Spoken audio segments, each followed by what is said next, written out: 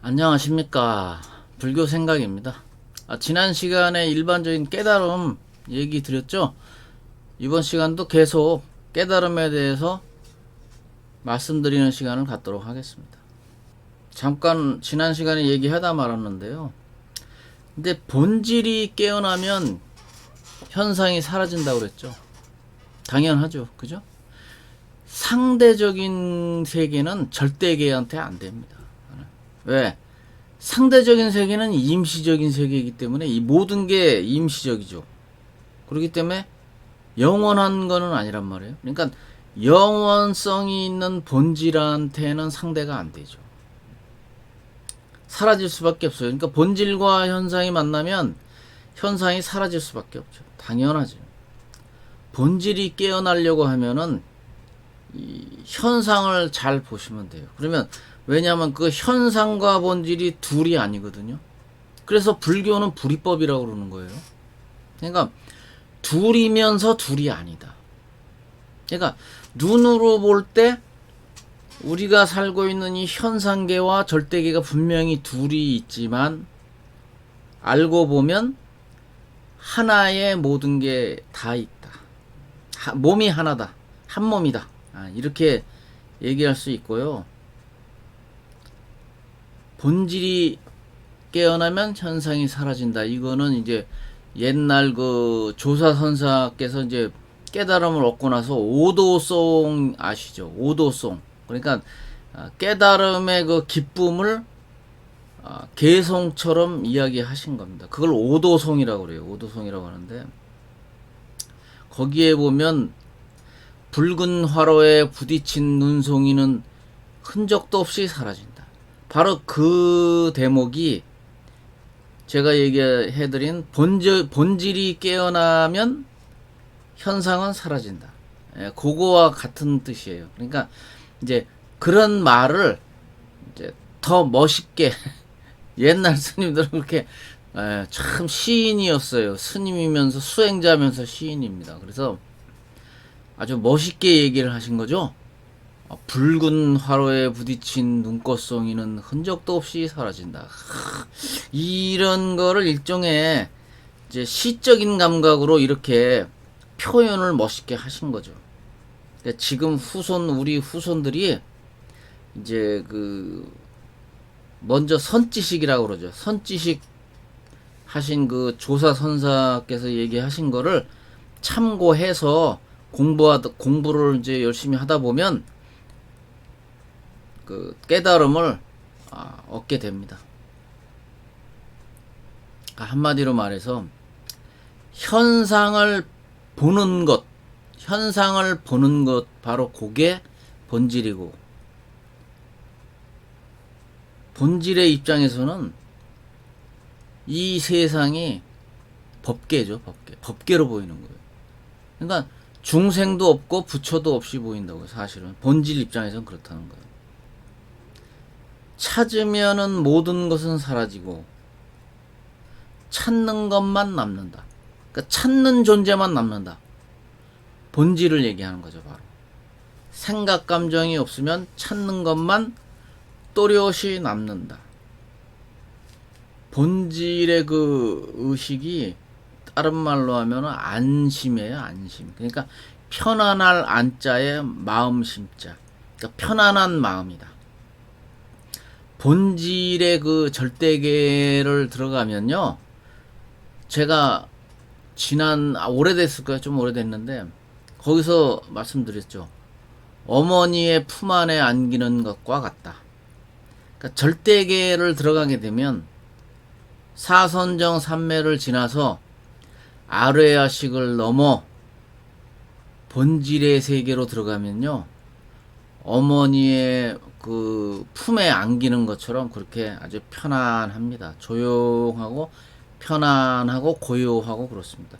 진공묘유란 말 쓰고 적적성성이란 말도 써요. 그러니까 적적이라는 거는 고요하고 조용하다는 뜻이거든요. 적적하지만 성성하다. 반드시 또렷하게 있다. 존재한다. 그거를 표현을 이제 달리 어떻게 할 수가 없으니까 적적성성하다 이렇게 이제 옛날 그 선사께서 얘기를 하신 거죠. 옛날 스님들이. 현재 지금 요 자리 이 시간 현재에 충실하면 과거와 미래는 사라집니다. 골똘히 우리가 가만히 생각을 해보면 과거와 미래는 생각 속에만 있는 거예요. 그렇죠? 우리 눈앞에 있는 이 현재에는 과거도 없고 미래도 없잖아요. 그래서 깨어있으면, 항상 깨어있으면 분별이 사라진다. 분별되지 않으면 분리감도 없어요. 생각이 없으면 분별되지 않는다. 화두가 있는데 보통 우리 이목고 이게 뭐냐? 그런 화두를 제일 많이 쓰죠. 대표적인 공안이라고 그러죠. 그걸. 대표적인 화두가 이목고죠. 이게 뭐냐?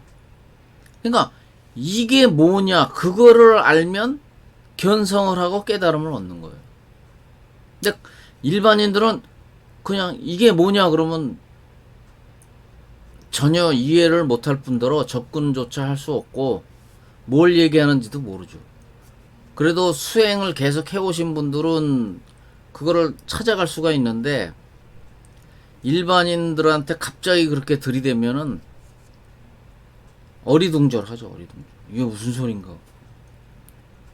그래서 이 몸을 끌고 다니는 그게 뭐냐? 그거하고 같은 말이거든요. 이목고 이게 뭐냐?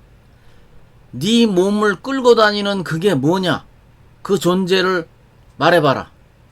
이렇게 이제 그 스승 그 선사들이 보통 제자들한테 그렇게 말을 많이 던지거든요. 지금 이 순간 현재 여기 눈앞에서 작용하는 거.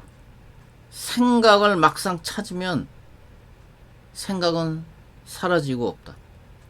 생각이 사라지면 모든 분별이 사라지고 과거, 현재, 미래도 없고 동서남북도 없다.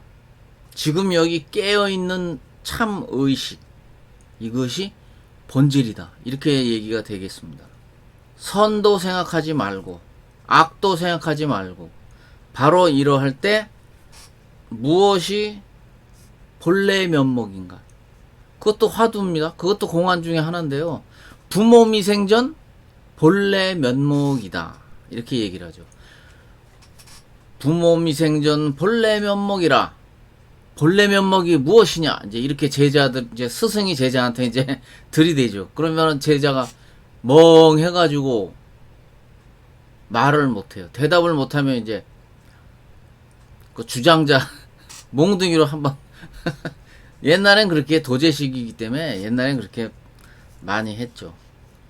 그러니까 법거량, 그러니까 어떤 인가를 받을 때 깨달음을 이제 알아볼 때 이제 그런 거를 많이 쓰거든요. 그래서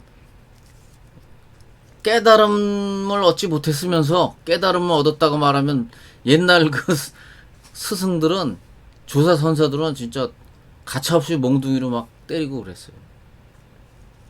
이제 원래 그렇게 폭력적으로 하면 안 되지. 근데 이제 스승 제자 간에 어떤 그 법거량을 하고 깨달음에 인가를 해주려면은 철저하게 그 테스트를 받아야 되거든요. 근데 이 사람이 깨달음도 안 얻었는데 얻었다고 거짓말하면서 와가지고 스승을 괴롭히고 자꾸 그러니까 이제 스승도 아무리 깨달은 스승이지만 또 한편으로는 또 물론 뒤끝은 없어요. 원래 깨달은 자들이 똑같아요. 똑같이 일반인들하고 화내고 울고 웃고 밥 먹고 잠자고 똑같잖아요. 그죠? 근데 뒤끝이 없다는 거예요. 집착하지 않는다. 그게 가장 다른 점이 그거거든요. 깨달은 사람들은 집착하지 않아요. 그때뿐이야. 그러니까 화가 나면 두드러 패고 싸우고 하지만 뒤돌아서면 언제 그랬냐는 듯이 뒤끝이 없죠. 절대 없습니다. 그게 깨달은 자의 특징입니다. 선도 생각하지 말고 악도 생각하지 말고 무엇이 본래 면목이냐 이렇게 묻는 거는 사실 그 해능 스님이 이제 육조 해능 스님이 이제 얘기하신 건데요. 그러니까 본래 면목 또는 이목고가 같은 걸 가리키는 거예요. 다른 거 아니죠, 그죠? 모든 공화는 바로 본질 하나, 그 하나를 가리키고 하는 말이기 때문에 공안이 암만 1800개가 있어도요, 목표는 뭐다? 본질 하나밖에 없습니다. 하나를 가리키는 거예요. 부처님이 얘기하신 84,000 법문? 그거 8만대장경도요, 한 글자로 딱 줄이면은 본질이에요, 본질. 다른 말로, 쉬운 말로 하면 마음짜리, 견성짜리. 그죠? 딱 그거를 방편으로 여러 가지 이렇게 말하고 저렇게 말하고 8만 가지의 그래서 8만 대장경, 경전이 8만 개라고 그래서 8만 대장경. 8만 대장경은 많다는 뜻이거든요, 그게. 8만 4천 뭐 이렇게 나가면 무수히 많은 이런 뜻이에요. 그러니까 8만 대장경의 그 내용도 알고 보면 그 본질을 갖다가 이렇게 말하고 저렇게 말하고 방편에 따라서 수도 없이 8만 가지로 말을 하셨다. 부처님이. 이제 이렇게 생각하시면 됩니다. 모든 것이 사라져도 결국은 본질만 남는다. 왜냐하면 본질은 진리 그 자체이기 때문에 사라지지 않죠. 가만히 한번 생각해 보세요. 비바람이 몰아치고 불이 나고 그렇게 해도 그 본질이 물들거나 피해를 입거나 불에 타거나 하겠습니까? 그렇지는 않습니다. 그러니까 진리의 자리이기 때문에 아무런 문제가 없는 거예요. 그러니까 비바람이 몰아쳐도 그 본질이 그 빗물에 젖겠습니까? 젖어서 그렇게 될까요? 아니죠. 그리고 또 삼라만상은 결국은, 왜냐면 자성에서 나오는 그 능생만법, 만물 그 삼라만상은 결국은 자성의 분신이다. 그러니까 우리가 눈에 보이는, 육안에 보이는 그 현상도 있잖아요. 상대적인 현상. 그것도 결국은 뿌리가 어디냐? 뿌리는 결국 본질이라고요. 본질이 만들어낸 거기 때문에, 본질이라는 그 자체에서 나온 거기 때문에 모든 삼라만상과 모든 현상은 다 본질이 인연 따라 일어나고 사라지고 한다. 본질을 제대로 아는 사람은 처음부터, 기독교식으로 말하면 처음부터 이미 구원이 돼 있는 거예요. 자기가 구원되어 있다는 것도 모르고 또 구원을 찾는다고. 하나님 어쩌고 해가면서 구원을 찾는다고. 사실은 자기가 구원이 이미 돼 있는데 그걸 모르고 있으니까 그런 거예요. 모르고 있으니까. 그래서 이제 도노를 하면은 지혜의 눈이 열리거든요. 해안이라고 그러죠. 해안이 열리고, 그 다음에 법안이 또 그 다음 점수죠. 돈수. 그러니까 도노점수, 도노돈수 그러는 거예요. 그러니까 점수와 돈수, 즉 법안이 또 열립니다. 그러니까 해안이 열리고 법안이 열린다. 그렇게 법안이 열린 상태에서 이 세상을 둘러보면 번뇌즉 보리, 그러니까 괴로움도 결국은 뿌리가 어디냐면 본질이다. 본질이 인연 따라 일어난 것뿐이다. 중생도 본질의 인연 따라 드러난 거고, 일체 현상이 본질이 일어난 것이다. 본질 입장에서 봤을 때 본질 법신 뭐 이러는 거는, 이제 본질은 법신이고 현상은 화신이고 번뇌는 화신불이다. 왜냐하면 부처님이 오시면 그거는 화신이에요. 진리의 세계에서 오신 부처님이기 때문에 화신이라고 하는 거예요. 근데 본질 그 자체는 법신이고요. 현상은 번뇌지만 본질은 깨달음이다. 현상은 중생이고 본질은 부처다. 이렇게 굳이 나누자면 그렇다는 거예요. 그러니까 현상뿐만 아니라 본질까지 볼 줄을 알면 번뇌적 보리요 중생 즉 부처다. 법안이 열리면 일체 중생이 한꺼번에 부처로 보인다. 아까도 말씀드렸는데 도노는 해안이라고 그랬죠. 그게 1단계죠. 그러니까 도노를 하게 되면 깨어나는 거고, 여태까지 그 어리석음으로 살다가 이제 지혜의 눈을 얻어서 깨어나는 거죠. 깨어나고, 그 다음 점수 돈수는 이제 법안의 눈이 열리면서 이제 본격적인 2단계 마무리가 되는 거죠. 그 이상은 없어요. 법안으로 세상을 보면 이제 어떻게 보이냐면 법계로 보인다고 그랬죠. 내가 법계. 그러니까 거울에 비친 세상. 본질은 거울이고 그 거울에 비친 세상은 현상이죠. 현상계죠. 그죠? 마음 공부, 그 다음에 마음 공부에 대해서 조금 또 얘기 드릴 텐데, 마음 공부를 우리가 보통 수행할 때 포기하지 말고 꾸준히 해야 돼요. 조금 뭐 해보고 안 된다고 해서 바로 포기해버리면 그 사람은 영원히 깨달음을 얻지 못합니다.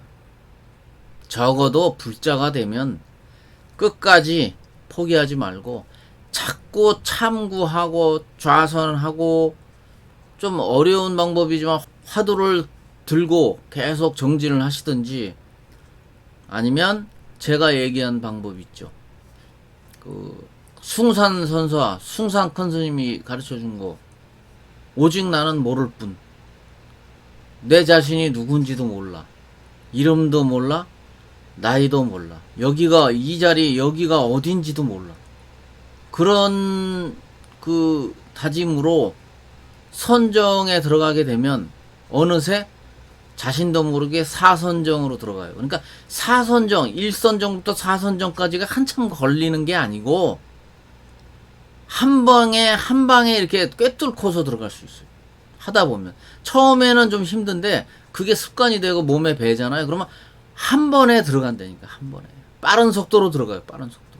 한참 걸리는 게 아니에요. 그게 무슨 뭐 계단 올라가듯이 무슨 뭐 한참 무슨 뭐 걸리고 그런 게 아니에요.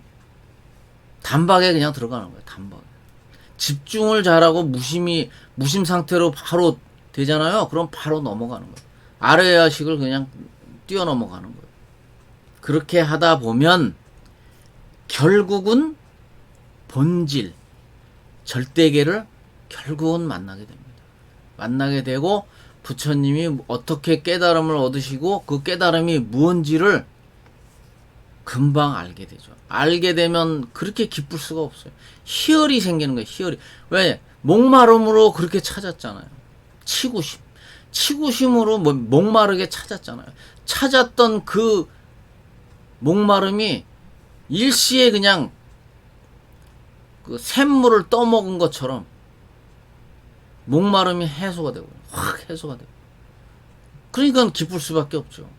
천하를 다 얻은 것 같은 그런 기쁨. 그런 기쁨을 느끼게 됩니다, 여러분. 희열감이죠, 희열감. 그래서 그러고 나서 옛날 그 스님들이 오도송을 이제 하신 거죠. 깨달음의 기쁨을 표현하신 그 불교의 시다, 이렇게 보시면 되고요.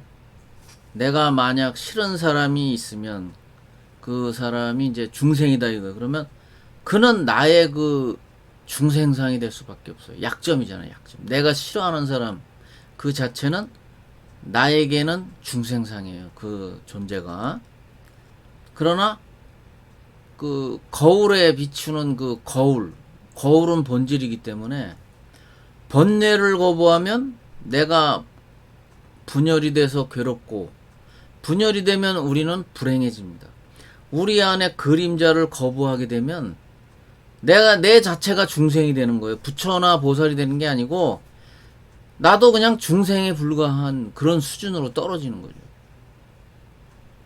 그 중생을 거부하게 되면 그런다는 거예요. 그러니까 너무 차별화를 두는 거죠. 그러니까 차별심을 가지고 내가 싫다고 해서, 마음에 들지 않는다고 해서 상대방을 차별심으로 대하면 나도 똑같이 중생이 돼버리는 거예요. 그렇게 하면 안 되죠. 보살, 부처가 되려면 그렇게 하면 안 돼. 깨달은 자는 그렇게 행동하면 안 되죠. 그래서 기독교에서는 예수님이 뭐라고 그랬어요? 원수를 사랑하라 그랬잖아요. 그러니까 이게 성인들은 다 거기서 이렇게 어떻게 보면요, 자세하게 보면요, 부처님이나 저기 예수님이나 말씀하신 게 비슷해요. 추구하는 바도 비슷하고 다 비슷해요. 그 전엔가 몇 시간, 동영상 몇 개 전에 내가 그랬잖아요. 한 몇 달 전쯤 됐을 텐데.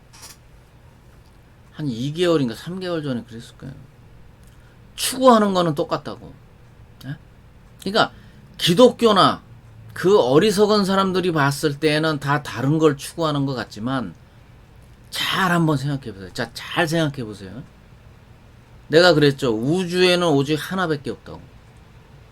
진리 그 자체는 한 개거든요. 하나거든요. 그거를 기독교에서는 하나님이라고 그러고 불교에서는 부처라고 그러는 거예요. 이슬람교에서는 뭐라고 그러죠? 알라신이라고 그러는 거예요. 알라신. 그러니까 표현만 뭐냐면 문화가 다르잖아요. 문화가. 여기 지금 여기 부처님은 인도 사람이잖아요. 인도 문화하고 예수님은 유대인이잖아. 인도 문화하고 저쪽에 유대 문화하고 어떻게 똑같아요? 다를 수밖에 없는 거예요. 그러니까 인도 문화는 붓다라고 얘기했고 그 존재를 붓다라고 얘기했고 유대교 쪽에선 갓 하나님이라고 그랬고 신 이슬람에서는 뭐라고 그랬어요? 알라신이라고 그러잖아요. 알라신. 그리고 또 천주교 카톨릭이죠. 카톨릭에서는 뭐라고 그랬어요? 천주님이라고 그랬어요. 천주님. 표현만 다를 뿐이지 결국은 하나다. 하나다. 그러니까 돌아가신 성철 스님이 뭐라고 그랬어요?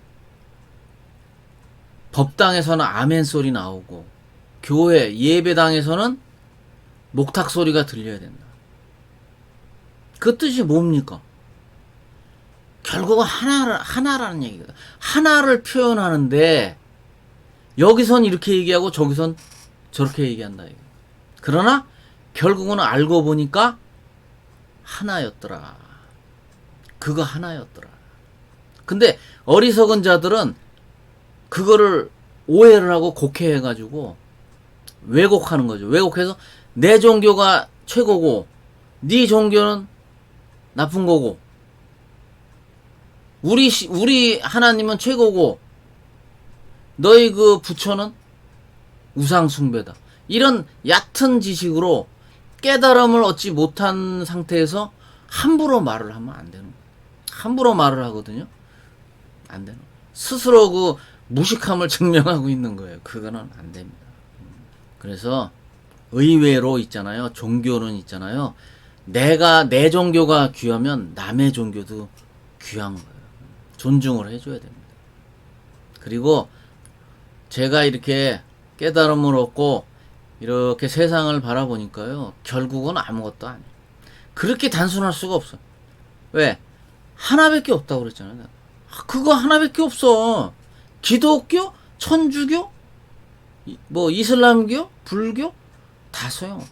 결국은 그거 하나를 가지고 이렇게 말하고 저렇게 말하고 아주 그냥 웃기지도 않아. 결국은 그거거든. 인간들이 그걸 몰라. 인간들이 그걸 알면은 아무것도 아닌데 웃음밖에 안 나와. 근데 껄껄껄 웃음밖에 안 나온다니까. 근데 사람들이 그걸 몰라. 모르고 그 옹졸한 어리석은 마음에 내가 최고고 너는 이거다. 나는 이거고 네 종교는 그 거짓말이야. 이거야 이거. 이렇게 말을 한다. 아주 그 어리석은 마음에서 하는 어이없는 말이거든요. 그게. 말이 조금 약간 빗나갔습니다. 말하다 보니까. 근데 여러분들이 그것도 알고 있어야 돼요. 그래서 내가 지금 떠들고 있는 거예요. 종교를 가지고 있으면 적어도 상호간에 그게 어떻게 작용을 하고 어떻게 영향을 주는지를 알고 있어야 돼요. 내 종교가 아니더라도 상대방 종교를 이해하려고 좀 노력하는 거는 필요합니다. 그래서 나는 가끔 성경책도 좀 이렇게 좀 자세하게는 안 봐도 읽어보고 그래요. 표면적이라도 좀 보고 관심을 조금 갖고 있고 그래요. 남의 종교긴 하지만 좀 이해하려고 노력을 많이 하죠. 번뇌와 중생을 사랑하면 있잖아요.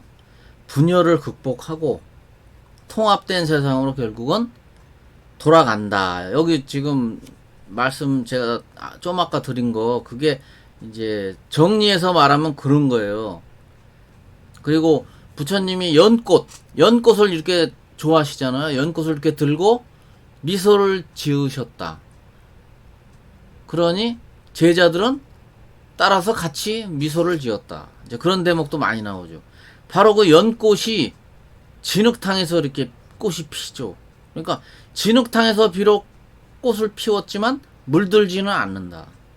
그거를 사자성어로 말하면 처염상정 이렇게 말을 해요. 그러니까 더러운 곳에 비록 있더라도 그 더러움에 물들지 않는다. 이번 시간은 여기까지 하겠습니다. 다음 영상에서 또 뵙겠습니다. 감사합니다.